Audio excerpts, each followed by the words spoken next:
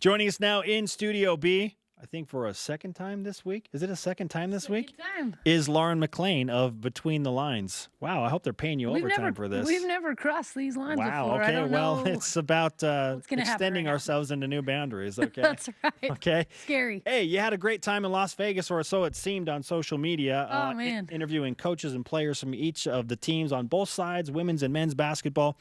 What did you learn down there that you didn't know before you got to Las Vegas? Well, first of all, I didn't know they had hockey arenas Right. in the Orleans. Yeah, yes. It was 50 degrees Wow. where we were doing our interviews in the suite for the first day. Did you have a coat on? I did not. I had a coat on, but then Trooper. I'm like, you know what? Hey, I got to look good. Look good, feel good. It's all about the camera. So I took it off. So I had some really tight abs by the end of the day. Okay, Just okay, clinching. But yeah. So everyone came up and thought they were in the Arctic. Lauren had a mild case of hypothermia. She's interviewing all Has your these core I was temperature blue. been raised since coming back? It has. The next day it was improved slightly Okay. with the men. But yes, so man, everyone was really relaxed. That was one of the things I was really surprised with. Jeff Torriel even said, I haven't seen some of these coaches smile in my entire time working. Jeff Torriel is the WCC Associate Commissioner.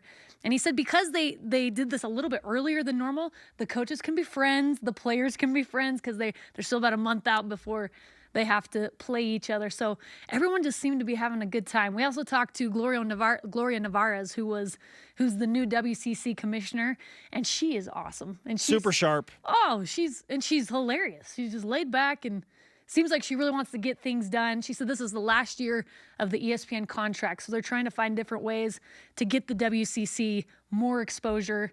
And it just seems like the coaches and players are ready to play anyone else but themselves. Yeah. Right now, they're just ready to move on. And I can't imagine that ESPN won't re-up with the likes of Gonzaga being a top 3 team for all intents and purposes when all those polls come out. Like, they want Gonzaga. Well, BYU. St. Mary's coming off a 30-game win season.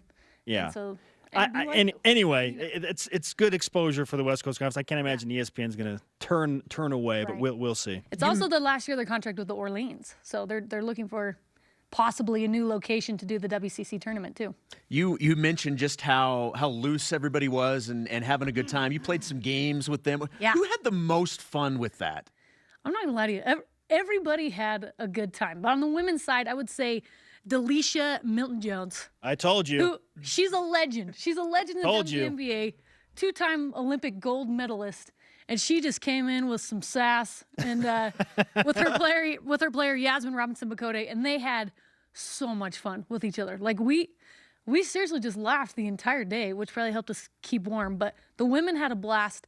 Surprisingly, the next day on the men's side, we were like, how are they going to handle these games? Because men can sometimes tend to be a little more uptight. Everyone had so much fun. Randy Bennett, I'm telling you. I know. You got surprisingly to get him in a really situation funny like that. guy. I know. He was so competitive. So we played a game with how well do you know your player and coach? How well do you know each other? And he too, Jordan Ford was like, we're winning this. We're doing this. He was like so competitive. And he and Kyle Smith, San Francisco's head coach, are best friends, I found out. Coached long time together. Yes, they coached a long time. And so they were like trash talking outside, like, you can't beat that. So everyone was having a really good time. We had a blast. Great stuff. Everyone did an impersonation of their coach, every single player. And the best part of that was the reaction of the coach. After the player did the impersonation, they were dying. It was fun. Yeah, we need to be able to see all of this, and hopefully we'll see some of it in between the lines. You will. What do we have looking forward to in the between the lines coming up in the next We're few going to do weeks? our very, very best, condense the best of both days. Okay. We're going to do the women's first and then the men, but we had so much awesome content. We just had a blast with these players and coaches, and fun to get to know them on a different level. Especially you have guys like Randy Bennett and Damon Stoudemire, and they're playing games with their players, and it was a good time. Well, it's great to have you back. Go get in the sauna. Heat up a little bit. That's where I'm headed right after this. Get I'm so warm. cold. We'll make sure that you're okay. We'll take care of that hypothermia. Appreciate it, guys. Make sure you're ready to go. Thanks, Lauren. Thank you. Great stuff.